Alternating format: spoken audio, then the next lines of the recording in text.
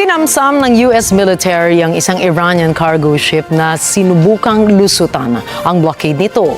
Nangangamba tuloy ang maraming tao baka lalong tumagal ang kaguluhan sa gitnang silangan at tumaas na naman ang presyo ng mga produktong petrolyo. Si NJ de Guzman para sa report.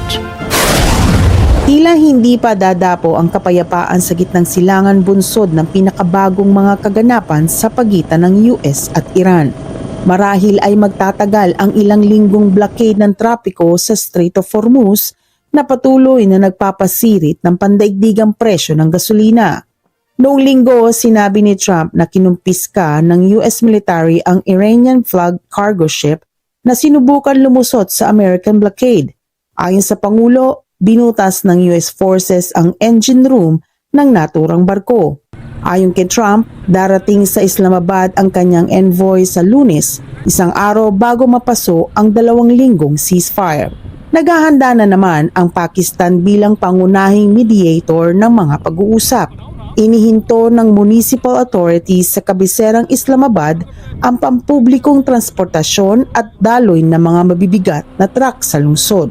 Sinalansan na rin ang mga barbed wire malapit sa Serena Hotel kung saan isinagawa ang mga pag-uusap noong nakaraang linggo.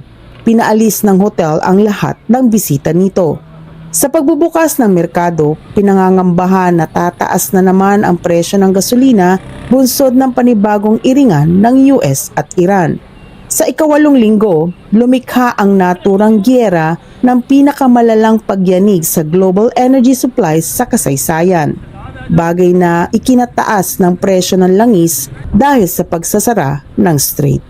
NJ de Guzman, Net25 Americas para sa Mata ng Agila International, trusted, connected, on point.